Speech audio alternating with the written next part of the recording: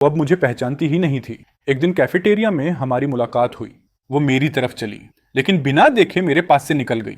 एक पल के लिए भी नहीं रुकी। अचानक मुझे राहत महसूस हुई। ठीक है, ऐसे हम अजनबी बने रह सकते हैं और एक दूसरे की जिंदगी डिस्टर्ब नहीं करेंगे। ओरिजिनल नॉवल के ट्रेजिक एंडिंग से बचने का यही सबसे अच्छा तरीका था। वेलकम नाइट पर मैं होस्ट था। जब मैं स्टेज से नीचे उतरा तभी वो ऊपर जा रही थी परफॉर्म करने। हम दोनों ने सामने देखा, एक बार भी एक दूसरे की आंखों में नहीं देखा। उसकी पियानो परफॉर्मेंस और उसकी आवाज ने सबको शॉक कर दिया।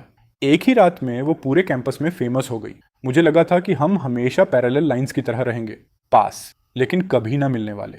लेकिन ज्यादा समय नहीं बीता कि हमारे डॉर्म की लीडर ने बॉयज डॉर्म के साथ मीटअप अरेंज कर दिया। जब हम बफेट रेस्टोरेंट पहुंचे, सबसे पहले मेरी नजर नंगोंग लीनो पर पड़ी, जो पहले से बैठी थी। मेरी रूममेट मुस्कुराते हुए बोली कि स्कूल गॉडेस को इनवाइट करने में उन्हें बहुत मेहनत लगी। मेरा दिल एक पल को रुक गया। हम अंदर गए। कई लड़कियों ने सिर उठाया। नंगोंग लीनो ने भी जल्दी से एक नजर डाली। उसकी नजर एक पल के लिए मुझ पर रुकी, फिर बिना कोई इमोशन दिखाए नीचे चली गई। मैंने राहत की सांस ली। लगता है उसने सच में मुझे नहीं पहचाना। परफेक्ट, अब कम से कम मैं शांति से खाना खा पाऊंगा। मेरा रूममेट सो तो अपना इंट्रोडक्शन दे रहा था और उसने मेरा नाम किंगी बताया। मैंने तुरंत नंगोंग लीनो की तरफ देखा। मुझे लगा था कि मेरा नाम सुनकर वो रिएक्ट करेगी, लेकिन वो पूरी तरह शांत रही, जैसे कुछ हुआ ही ना हो। मैं पूरी तरह रिलैक्स हो गया और सामने बैठी लड़की को मुस्कुराकर ग्रीट किया। उसी वक्त धड़ाम, नंगोंग लीनो के सामने रखा ग्लास गिर गया और पानी पूरी टेबल पर फैल गया। उसके पास बैठा लड़का जल्दी जल्दी टेबल साफ करने लगा, लेकिन नंगोंग लीनो की नजरें सीधी मेरी आंखों में आकर टिक गईं। मैंने पोलाइटली सिर हिलाया और नजरें हटा ली। इंसिडेंट खत्म होने के बाद हम सब ने इंट्रोडक्शंस दिए, हाथ मिलाया और खाना शुरू किया। थोड़ी देर बाद मैं वॉशरूम गया। जब वापस आया तो देखा कि मेरे सामने वाली सीट पर अब नंगोंग लीनो बैठी थी। मैं एक सेकंड के लिए फ्रीज हो गया। फिर मैंने अपने रूममेट्स को आंख मारते और इशारे करते देखा। तुरंत समझ गया ये सब उन्हीं की करतूत थी। मैंने नंगोंग लीनो की तरफ देखा। वो सिर झुकाकर खाना खा रही थी। उसकी लंबी आई लैशेज हल्के हल्के कांप रही थी। उसके आसपास एक शांत और नरम सा ओरा था। मैंने भी सिर झुकाकर खाना खाना शुरू कर दिया और उससे एक शब्द तक नहीं बोला। मेरा फोन लगातार वाइब्रेट हो रहा था। मेरे रूममेट्स ग्रुप चैट में मुझे टैग करके बोल रहे थे कि नंगोंग लीनो कई बार मुझे देख चुकी है और हर बार ज्यादा दुखी लग रही है। वो कह रहे थे कि उसकी आंखें लगभग लाल हो चुकी हैं और मुझे हार्टलेस बस्टर्ड बुला रहे थे। मैंने हार मानते हुए सिर उठाया और सीधे उसकी लाल हो चुकी आंखों से नजरें टकरा गईं।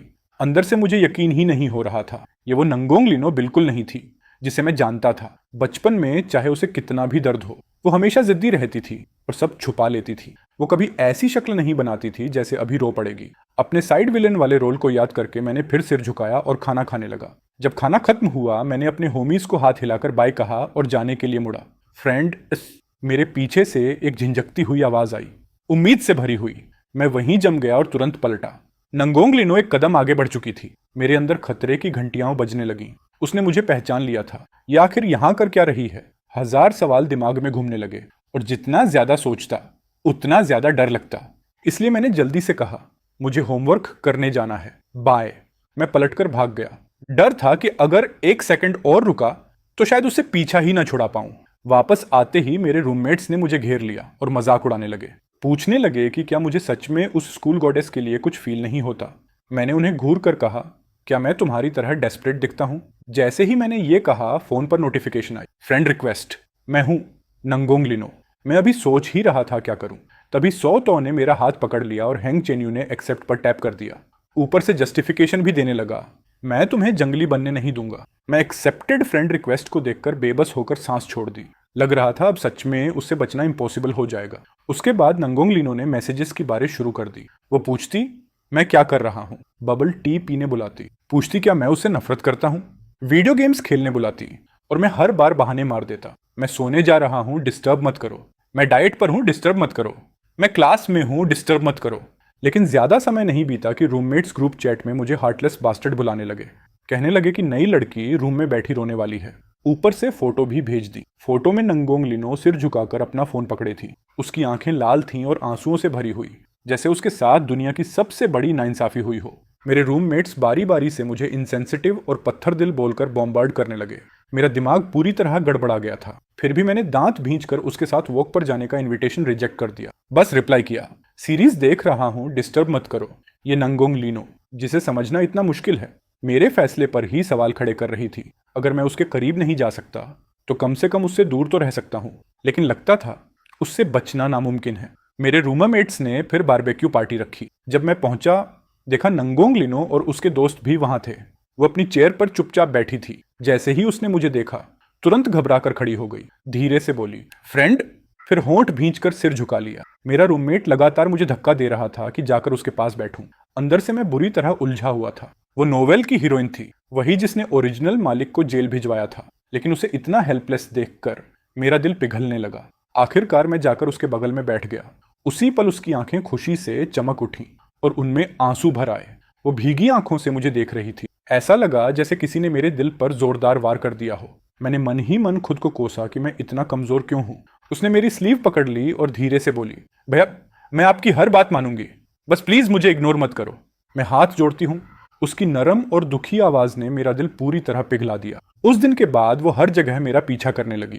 क्लास खत्म होते ही वो क्लासरूम के बाहर खड़ी मिलती और खुशी से बुलाती, फ्रेंड किंगी। उसकी आंखें चमकती रहती। वो इतनी क्यूट और ओबीडियंट लगती कि उसे देखकर अपने आप दया आ जाती। एक दिन वो फिर क्लासरूम के बाहर मेरा इंतजार कर रही थी। उसने मेरा हाथ पकड़कर मुझे बगल के खाली रूम में खींच लिया।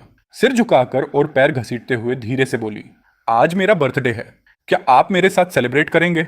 फिर उसने सिर उठाया। उसकी आंखें उम्मीद से चमक रही थीं। मेरे सीने में अजीब दर्द सा उठा।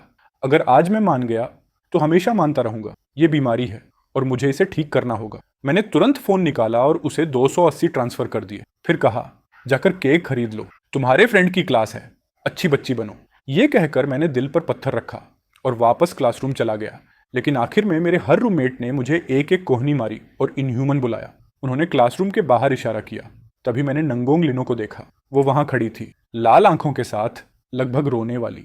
मेरे तीनों होमाइज बिना कुछ बोले मेरा सामान उठाकर मुझे धक्के देते हुए उसके पास ले गए। मैंने हार मानकर लंबी सांस ली और कहा, चलो ठीक है, बताओ बर्थडे कैसे सेलिब्रेट करना है। तुरंत उसके चेहरे पर मुस्कान आ गई।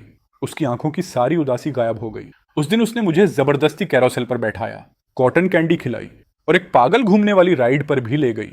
उसने मेरी पूरी हालत खराब कर दी। लेकिन जब हम टैक्सी से उतरे और सामने 4 स्टार होटल देखा तो मुझे लगभग हार्ट अटैक आ गया। मैं सिर से पैर तक कांपते हुए बोला, अरे लड़की, इसका मतलब क्या है? उसने अपना निचला होंठ दबाया और मुझे कनखियों से देखते हुए धीरे से कहा, इंटरनेट पर नहीं कहते कि 18 के बाद सब अलाउड होता है? उसने बात पूरी नहीं की, लेकिन मतलब बिल्कुल साफ था। मेरी हालत खराब हो गई। मैं डर के मारे तुरंत भागा और वापस टैक्सी में घुस गया। ड्राइवर से चिल्लाकर कहा, भाई जल्दी गाड़ी भगाओ। मैं ऐसे डॉम वापस भागा जैसे मेरे पीछे मौत पड़ी हो। वहां पहुंचते ही मैंने उसे एक बहुत सीरियस मैसेज भेजा ताकि सब साफ हो जाए। मैंने लिखा कि हम सिर्फ यूनिवर्सिटी क्लासमेट्स हैं और कुछ नहीं। उस रात मुझे नाइटमेयर आया। मैंने सपना देखा कि नंगोंग लिनो मेरी गर्दन पकड़कर मुझे गले लगाए मुस्कुरा रही है और डरावनी आवाज में कह रही है, फ्रेंड, अब आप मुझसे भाग नहीं सकते। मैं झटके से उठ बैठा। सबसे पहले मेरी नजर रूममेट हुआंग चेन्यो पर पड़ी। वो मुझे ब्लेम वाली नजर से देख रहा था और बोला, नंगोंग लिनो कल रात भर रोती रही, कंबल के अंदर छुपकर। पूरा डॉर्म जान गया। मैंने तुरंत फोन उठाया। उसने मुझे ढेर सारे मैसेजेस भेजे थे। वो बार बार माफी मांग रही थी, कह रही थी कि वो सच में मुझे पसंद करती है और मिन्नत कर रही थी कि मैं उसे इग्नोर ना करूं। मैं लगभग इमेजिन कर सकता था कि वो रोते हुए ये मैसेजेस लिख रही होगी। मुझे इतना गिल्ट हुआ कि बिना सोचे मैंने रिप्लाई कर दिया, मैं नाराज नहीं हूं। मैसेज भेजते ही मेरा मन किया खुद को थप्पड़ मार दूं। उसके बाद तो वो और भी ज्यादा ओपनली मेरे आसपास घूमने लगी। सुबह डॉर्म्स के नीचे मेरा इंतजार करती और ब्रेकफास्ट लाती। जब उसकी क्लासेस नहीं होती तो मेरी क्लासेस में साथ बैठती। लाइब्रेरी में मेरे लिए सीट सेव करती। कभी कभी बबल टी और मलाटंग भी मंगवाती। मेरे रूममेट्स लगातार कहते रहते कि वो कितनी केयरिंग है, लेकिन सिर्फ मुझे पता था कि ये स्वीट बर्डन कितना बड़ा हेडेक था। एक दिन उसने मुझे प्लेग्राउंड पर वॉक के लिए बुलाया। जैसे ही मैंने पूछा उसे क्या चाहिए, उसने अपनी बड़ी बड़ी मासूम आंखें बनाई और पाउट करते हुए बोली, फ्रेंड, क्या छोटी लड़की किसी बड़े लड़के को मूवी देखने नहीं बुला सकती? या फिर हम वॉक करके बातें भी नहीं कर सकते? मैं पूरी तरह स्पीचलेस हो गया। आखिर मजबूरी में मुझे हाँ करनी पड़ी। नेशनल डे फेस्टिवल के लिए उसका ग्रुप डांस परफॉर्मेंस था। वो देर रात तक प्रैक्टिस करती रही और उसने मुझे उसे लेने आने को कहा। मैंने सोचा इतनी रात को लड़की का अकेले आना सेफ नहीं होगा, इसलिए मैं डांस हॉल पहुंच गया।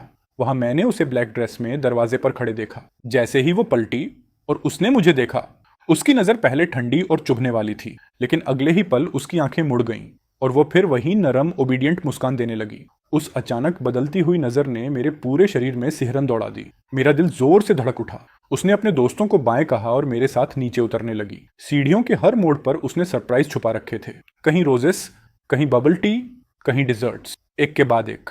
मेरा दिल तेजी से धड़कने लगा। मुझे शर्म भी आ रही थी, लेकिन खुशी भी हो रही थी। जब हम आखिरी सीढ़ी के पहले फ्लोर पर पहुंचे, उसने एक लाल वेलवेट बॉक्स निकाला। मेरी सारी खुशी तुरंत गायब हो गई। मुझे लगा उसमें रिंग होगी और मैं बुरी तरह डर गया।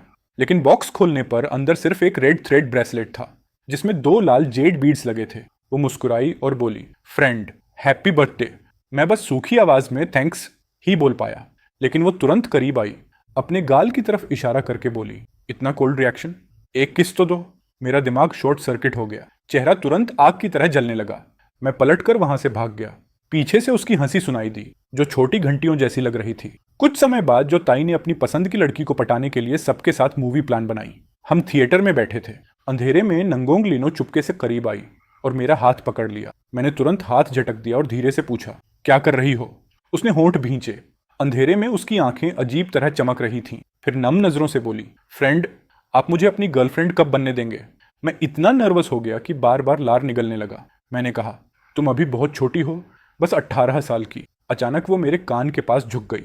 उसकी गर्म सांस मेरे कान को छू रही थी। फिर हंसते हुए फुसफुसाई, मैं इतनी भी छोटी नहीं हूं। मैं उछलकर खड़ा हो गया और सारी पॉपकॉर्न नीचे गिरा दी। फिर जल्दी से बगल वाली खाली सीट पर जाकर बैठ गया। दिल ऐसा धड़क रहा था जैसे सीने से बाहर निकल आएगा। थोड़ी देर बाद वो फिर मेरे पास आई और नीचे झुककर गिरी हुई पॉपकॉर्न उठाने लगी। उसने अपनी स्कर्ट में ढेर सारी पॉपकॉर्न जमा कर ली। मैं उसे देखता रह गया। अचानक मुझे वो दिन याद आ गया जब बचपन में मैं उसे चाइनीज न्यू ईयर पर साथ लेकर जाता था। वो भी ऐसे ही मेरे कपड़े पकड़ लेती थी और मेरे दिए हुए कैंडीज संभाल कर अपनी सफेद दांतों वाली मुस्कान देती थी। मेरा दिल नरम पड़ गया। मैं भी नीचे झुककर उसकी मदद करने लगा। उसने सिर उठाया। उसकी आंखें आधे चांद की तरह मुड़ गईं और वो मुस्कुराकर बोली, भैया, आप बहुत अच्छे हो। डॉर्म वापस लौटने पर मैंने देखा कि मेरी बैग में वही रेड वेलवेट बॉक्स रखा था और उसके अंदर एक नोट जो लॉन्गिंग से भरा हुआ था। मेरे सिर तक गर्मी चढ़ गई। चेहरा पूरा लाल हो गया और दिल पागलों की तरह धड़कने लगा। कुछ समय बाद वो फिर मेरे साथ क्लास में आई। मेरी टेक्स्ट बुक के पन्नों के बीच उसे एक लव लेटर मिला। सफेद एनवेलोप पर लाल दिल बना हुआ था और उस पर किंगी नाम लिखा था। नंगोंग लीनो उस लेटर को अपनी उंगलियों के बीच पकड़े खड़ी थी। कांपती हुई आवाज और लाल आंखों के साथ उसने मुझे देखा और पूछा, फ्रेंड, ये क्या है? मैंने सच बता दिया, लव लेटर। तभी आगे वाली रो का एक लड़का बोला, ये नौवीं है, फैकल्टी ऑफ लिटरेचर वाली टैलेंटेड लड़की की तरफ से। उसने मेरी तरफ देखा। उसकी आवाज और भी धीमी हो गई, फ्रेंड, क्या आपने सब पढ़ी? हेंगचेंग यू फिर बीच में बोल पड़ा, इन्होंने सिर्फ पढ़ी ही नहीं, सबका रिप्लाई भी दिया। वो हल्का सा हंसी, लेकिन उस हंसी में दर्द भरा हुआ था। उसकी आंखें पूरी तरह आंसुओं से भर चुकी थीं। अचानक वो खड़ी हुई और क्लासरूम से बाहर चली गई। अगले कई दिनों तक नांगोंग लीनो ने ना तो मुझसे कांटेक्ट किया, ना ही मेरे आसपास मंडराई। लेकिन उसकी ये अचानक शांति मुझे उल्टा अजीब लगने लगी। ऐसा महसूस हो रहा था जैसे कुछ मिसिंग हो। मेरे रूममेट्स मुझे गालियां देते रहते, कहते मैं ऐसा बास्टर्ड हूं जिसे टॉक्सिक बिहेवियर पसंद है। वो बोलते कि जाकर उसे मना लूं, लेकिन मैं नहीं गया। नेशनल डे सेलिब्रेशन की आर्टिस्टिक परफॉर्मेंस वाले दिन पता नहीं क्यों मैंने वो लाल धागे वाला ब्रेसलेट पहन लिया। स्टेज के नीचे लोगों का समंदर था। मुझे पता था वो मुझे देख नहीं सकती, फिर भी मैंने वो ब्रेसलेट पहना। जब मैंने उसे स्टेज पर इतनी चमक के साथ परफॉर्म करते देखा तो अचानक मेरे अंदर अजीब सी जेलसी भर गई। परफॉर्मेंस खत्म होते ही मैं सीधा बैक स्टेज भागा। जैसे ही वो ड्रेसिंग रूम में घुसने वाली थी, मैंने उसके सिर पर कोट डाल दिया और उसे छोटे से चेंजिंग रूम में धकेल दिया। मैंने कहा, पहले कपड़े बदल लो। लेकिन मैं कुछ और बोल पाता उससे पहले बैक स्टेज मैनेजर ने मुझे बाहर निकाल दिया। मैंने उसे मैसेज किया कि मैं उसके लिए मिल्क टी लेने जा रहा हूं और वो मेरा इंतजार करे। लेकिन जब मैं ड्रिंक लेकर वापस आया तो मैंने उसे एक दूसरे लड़के के साथ खड़े देखा। दोनों हंसते हुए बातें कर रहे थे। मैंने उसे तुरंत पहचान लिया। वो नॉवल का मेल प्रोटैगनिस्ट था, सभ्य, कल्चर्ड, बसंत के सूरज जैसा गर्म और चमकदार। मेरा दिल डूब गया। अगर प्रोटैगनिस्ट भी अब उसके पीछे आ चुका है तो मैं आखिर उम्मीद किस बात की कर रहा था? मैंने मिल्क टी सीधा कूड़ेदान में फेंक दी और वापस मुड़ गया। यूनिवर्सिटी लौटने के बाद काउंसलर ने कुछ स्टूडेंट्स को हिंगबे यूनिवर्सिटी में 1 साल के एक्सचेंज प्रोग्राम का मौका दिया। एप्लीकेशन फॉर्म हाथ में पकड़े पकड़े मैंने खुद को मेंटली 2 थप्पड़ मारे। अब क्या सोच रहा है बे? प्रोटैगनिस्ट आ चुका है। अगर अब भी नहीं भागा तो ओरिजिनल मालिक की तरह मेरा भी वही ट्रेजिक एंडिंग होगा। डेडलाइन वाले आखिरी दिन मैंने फॉर्म भरकर जमा कर दिया। मैं लाइब्रेरी में पढ़ रहा था। अभी अभी उस लड़की को बाय कहा था जिसने मुझे लव लेटर दिया था। तभी अचानक कोई मेरे सामने आकर बैठ गया। फ्रेंड। उसकी आवाज बर्फ जैसी ठंडी थी। पहले वाली सॉफ्ट और स्वीट टोन से बिल्कुल अलग। आखिरी शब्द ऐसे निकला जैसे दांत भींच कर बोला गया हो, गहरे रिजेंटमेंट से भरा हुआ। वाह फ्रेंड, बड़े पॉपुलर हो ना। बताइए फ्रेंड, इन दिनों एक बार भी मेरा ख्याल नहीं आया। मैंने उसकी तरफ देखा। उसकी आंखों की सारी सॉफ्टनेस गायब हो चुकी थी। अब उनमें सिर्फ क्रूरता और जंगलीपन बचा था। पता नहीं क्यों, लेकिन मैं टेंस हो गया। मन मारकर मैंने जवाब दिया, नहीं। वो धीरे धीरे खड़ी हुई और मेरा ठुड्डी पकड़ने के लिए हाथ बढ़ाया। मेरे पूरे शरीर में पसीना छूट गया, रोम रोम खड़ा हो गया। बहुत डरावना था। वो धीरे से मेरे करीब झुकी। उसकी सांसों में मिठास थी। डॉक्टर, मेरे छोटे फ्रेंड को मैं पसंद क्यों नहीं हूं?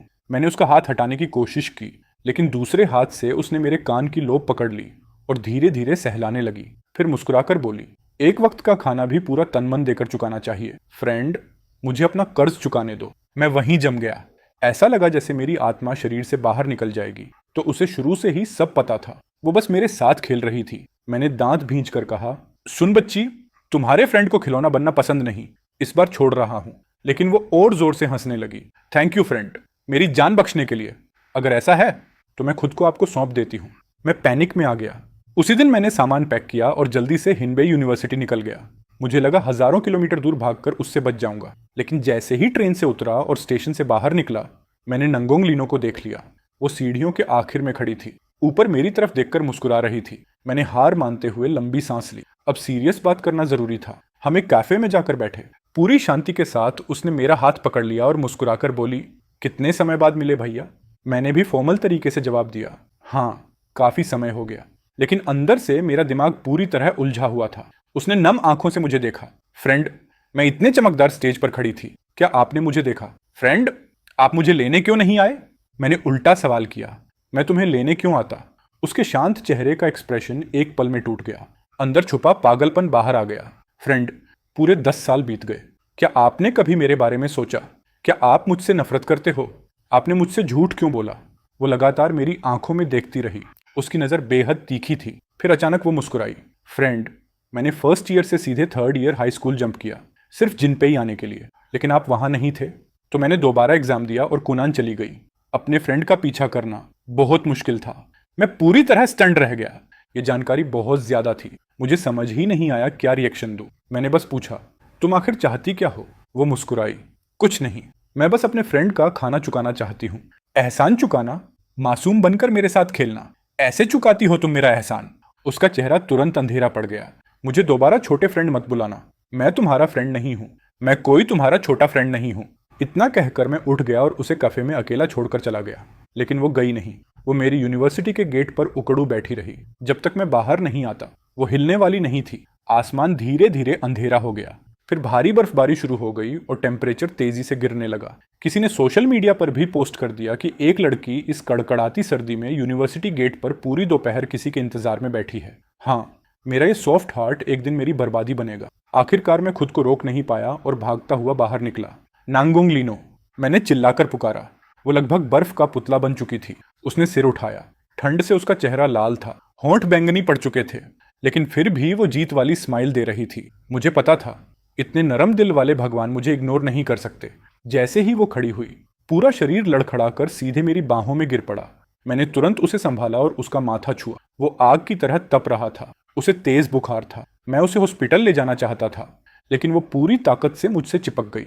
मैं नहीं जाऊंगी, तुम मुझे हॉस्पिटल में छोड़कर चले जाओगे। मेरे पास कोई ऑप्शन नहीं बचा। मैंने ऑनलाइन एक होटल बुक किया और टैक्सी से उसे वहां ले गया। होटल की हीटिंग की वजह से उसका चेहरा और भी ज्यादा लाल दिख रहा था। मैं घुटनों के बल बैठा और उसके भीगे हुए शूज और सॉक्स उतारे। ठंड से उसके पैर बिल्कुल बर्फ जैसे सफेद पड़ गए थे। मैंने धीरे धीरे उन्हें रगड़ा जब तक वो गर्म होकर लाल नहीं हो गए। सुनो, क्या मैं तुम्हें फ्रेंड बुला सकती हूँ? उसकी आवाज बंद नाक जैसी भारी थी। वो शर्माते हुए मुझे देख रही थी। मैंने बिना सोचे सिर हिला दिया। जैसे ही मैं कोल्ड मेडिसिन खरीदने के लिए उठने लगा, वो अचानक मुझ पर झपट पड़ी। उसने दोनों हाथों से मेरा चेहरा पकड़ लिया और पागलों की तरह किस करने लगी। मेरा दिमाग पूरी तरह ब्लैंक हो गया। उसकी आंखें ऑब्सेसिव प्यार से भरी हुई थीं। फिर उसने एक एक शब्द साफ बोलते हुए कहा, निये किंगी, मुझे तुम पसंद हो। मैं पैनिक में आ गया। समझ नहीं आया क्या करूं। मैं हड़बड़ाकर उठा और बोला कि उसके लिए दवा लेने जा रहा हूं। उसने मेरी स्लीव पकड़ ली। लाल आंखों से मुझे देखते हुए पूछा, क्या तुम वापस आओगे? मैंने उसकी आंखों में देखा। ऐसा लगा जैसे फिर वही छोटी बच्ची मेरे सामने बैठी हो, जो धान के खेत में ठंडी और डेस्परेट आंखों से दुनिया को देखती थी। मैंने धीरे से कहा, हाँ, वापस आऊंगा। उसने धीरे धीरे मेरी स्लीव छोड़ दी। सिर पीछे टिकाकर वो मुस्कुराई, लेकिन उसकी आंखें अब भी ठंडी थीं। बेहतर होगा कि वापस आना। जब मैं दवाइयां लेकर लौटा, वो अब भी उसी जगह बैठी दरवाजे को देख रही थी। उसने धीमे से कहा, मैंने 1571 तक गिना। फ्रेंड, अगर तुमने मुझे फिर छोड़ दिया तो मैं सच में पागल हो जाऊंगी। मेरे दिल में दर्द सा उठा। मैं उसके पास गया और उसे गले लगा लिया। आखिरकार मैंने मान लिया। ओरिएंटेशन सेरेमनी में उसे पहली बार देखने के उसी पल से मेरे फीलिंग्स बदल चुके थे। बचपन में मुझे उस पर तरस आता था और उसे प्रोटेक्ट करना मेरी जिम्मेदारी लगता था, लेकिन अब मैं सच में उससे प्यार करने लगा था। और अगर ऐसा है तो फिर कोशिश क्यों ना करूं, उसके साथ ये रास्ता क्यों ना चलूं। मैंने पुनर्जन्म लिया। उस दिन जब मेरे पिता ने मुझे लात मारकर जमीन पर गिरा दिया था, मेरे घुटने छिल गए थे और माथा दीवार से टकराया था। चक्कर आने के बाद मुझे एहसास हुआ कि मैं फिर से 7 साल की उम्र में लौट आई हूँ। मैं उस समय में वापस आ गई थी जब सारी ट्रेजेडी अभी शुरू भी नहीं हुई थी। पिछली जिंदगी में पहला आधा हिस्सा मैंने अपने पिता के अब्यूज में बिताया और दूसरा आधा नी किंग्स की हैरेसमेंट में। वो मेरी चीजें छीन लेता था, दूसरों को मुझे तंग करने के लिए उकसाता था, और बड़े होने के बाद भी उसने मेरा पीछा नहीं छोड़ा। आखिर में मेरी मौत बहुत बुरी हुई, लेकिन इस जिंदगी में सब बदल गया। मैंने उसके सिर पर पत्थर मारा, लेकिन उसने पिछली जिंदगी की तरह मेरे सामने केक नहीं कुचला। उल्टा उसने केक उठाया, गंदी जगह साफ की और दीवार पर रखकर मुझे लेने का इशारा किया। वही केक जिसे खाने की इच्छा मुझे पिछली जिंदगी में हमेशा रही थी, लेकिन जिसका एक टुकड़ा भी मुझे कभी नहीं मिला। वो इतना मीठा था कि मेरी आंखों में आंसू आ गए। वो मेरे लिए खाने का बचा हुआ हिस्सा बचाकर रखता था, मुझे कैंडीज देता था। उस कैंडी को मैंने मेडिसिन बॉटल में छुपाकर कई सालों तक अपने साथ रखा। वो बहुत अच्छा है। उसने मुझे स्वीट पोटैटोज दिए, एग्स दिए, वेजिटेबल्स उगाना सिखाया। उसने मुझे कपड़े धोना, पढ़ना, लिखना सिखाया। वैसे मैं जानबूझकर खराब मार्क्स लाती थी ताकि वो मुझे ट्यूशन पढ़ाए। मुझे उसकी परेशान और हताश शक्ल देखना अच्छा लगता था। किसी का मेरे लिए इतना कंसर्न दिखाना मैंने पहले कभी महसूस नहीं किया था। मैंने एक ऐसे लिखा था, मेरा फ्रेंड। मैंने उसमें उसके बारे में सब कुछ लिखा। टीचर उसे पूरी क्लास के सामने एग्जाम्पल की तरह पढ़ना चाहती थी, लेकिन मैं भागकर उनसे विनती करने लगी कि वो ऐसा ना करें। मुझे डर था, अगर बाकी लोगों को पता चल गया कि वो कितना अच्छा है तो कोई उसे मुझसे छीन लेगा। वो मेरा फ्रेंड है और सिर्फ मेरा ही हो सकता है। जब वो शहर से वापस आया तो मेरे लिए फायरवर्क्स, एक स्पिनिंग टॉप और नए शूज लाया। मैंने उन्हें पहनना भी नहीं चाहा। मैंने उन्हें तकिए के पास रख दिया। सोचा था न्यू ईयर की सुबह पहनूंगी, लेकिन जब मैं सुबह उठी तो मेरे पिता उन्हें चूल्हे में फेंककर राख बना चुके थे। मेरा पिता पागल है। उसने मुझे मजबूर किया कि मैनी किंग्स को धोखे से घर बुलाऊं ताकि वो उसे जिंदा दफना सके। मैंने एक ईंट उठाई और सीधे अपने बाप के सिर पर दे मारी।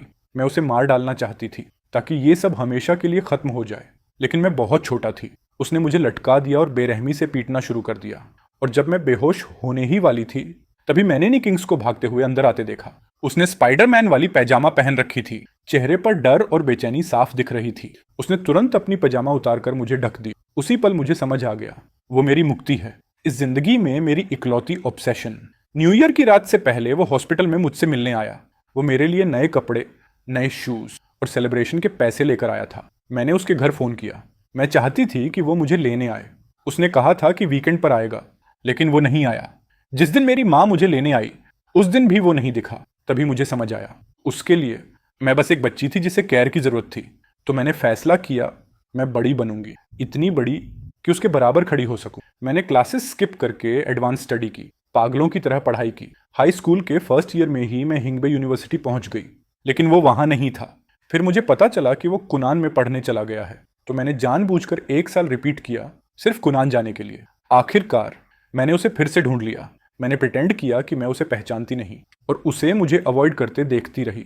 वो बहुत फनी था, लेकिन उसी के साथ मेरा दिल भी टूट रहा था। मैं धीरे धीरे उसके करीब गई, बार बार उसकी आंखों में छुपी हुई चिंता को देखती रही। हर इंसान की जिंदगी में कुछ ऑब्सेशंस होती हैं, जैसे वो केक जो बचपन में तुम कभी खा नहीं पाए, या वो नए शूज जिन्हें तुम संभाल कर नहीं रख पाए, और फिर वो इंसान जो रोशनी बनकर तुम्हारे अंधेरे बचपन को उजाला दे दे।